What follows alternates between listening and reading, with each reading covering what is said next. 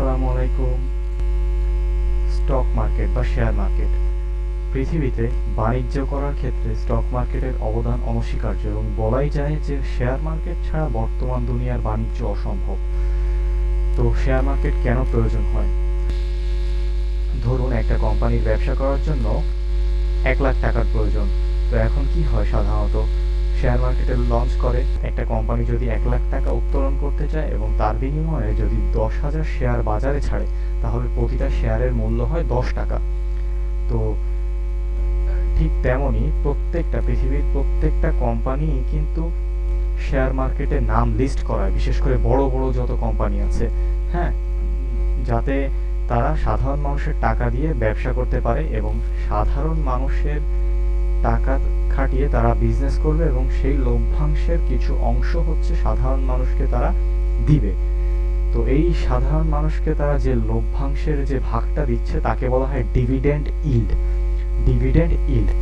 তো আসলে এই টার্মগুলো আপনার নোট করে রাখুন খাতায়। আর শেয়ার মার্কেট দুই ধরনের হয়, primary stock market, secondary stock market.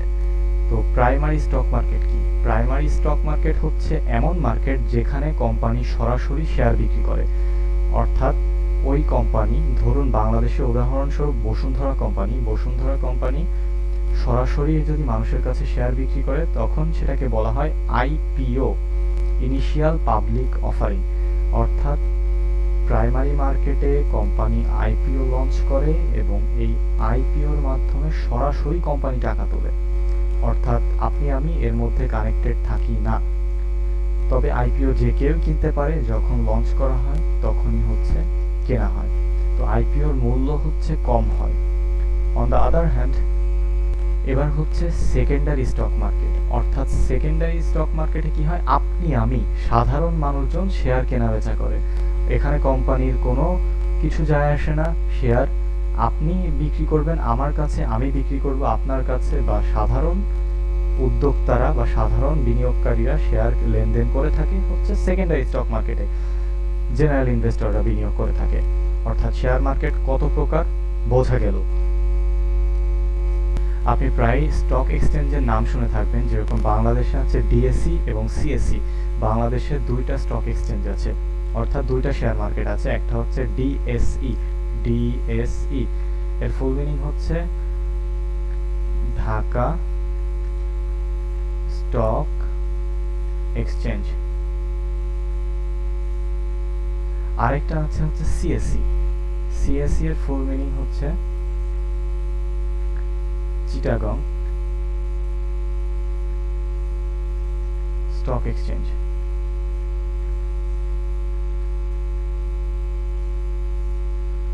তো ডিএসই আর সিএসই দুইটা স্টক এক্সচেঞ্জ বাংলাদেশে আছে। একটা হচ্ছে ঢাকা স্টক এক্সচেঞ্জ এবং একটা হচ্ছে চিটাগং স্টক এক্সচেঞ্জ। তো এই এক্সচেঞ্জের কাজটা কি? স্টক এক্সচেঞ্জের কাজটা কি? তো ধরুন এই যে গাড়িটা দেখতে পাচ্ছেন, আমি নিজে লাগিয়ে রেখেছি নিচে। তো এই গাড়িটা ধরেন বিক্রি করব আমি। তো সেক্ষেত্রে কি হতে পারে? সেক্ষেত্রে দুইটা সিনারিও ঘটতে পারে। ধরুন একজন সেলার আছে, সেলার সর্বপ্রথম বলবে যে আমি গাড়িটা বিক্রি করব। সেলার বলবে যে গাড়িটার প্রাইস হচ্ছে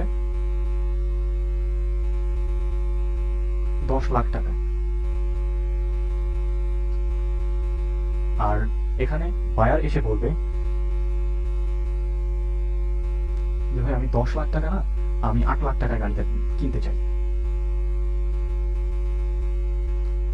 বায়ার এসে বলবে যে ভাই আমি 10 লাখ টাকায় না 8 লাখ টাকার গাড়িটা কিনতে চাই।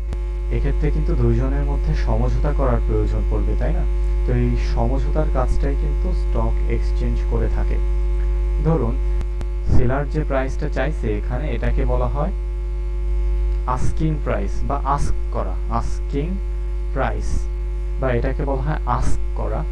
On the other hand, buyer যে প্রাইসটা কথা বলছে যে না আমি এই প্রাইস হলে কারটা কিনতে চাই, অর্থাৎ 10 লাখ টাকা না ভাই, আমি 8 লাখ টাকা হলে গাড়িটা কিনতে চাই, এটাকে বলা হয় বিড করা, রাইট?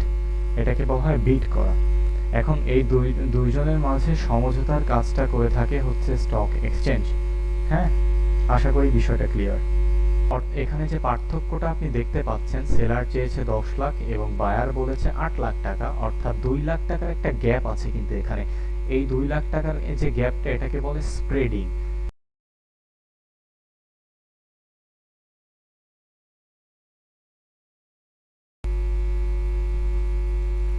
আশা করি বিষয়টা ক্লিয়ার। তো এই ভিডিওতে আমি আপনাকে প্রশ্ন করব যে বাংলাদেশে ডিএসসি এবং সিএসসি কত সালে প্রতিষ্ঠা করা হয়।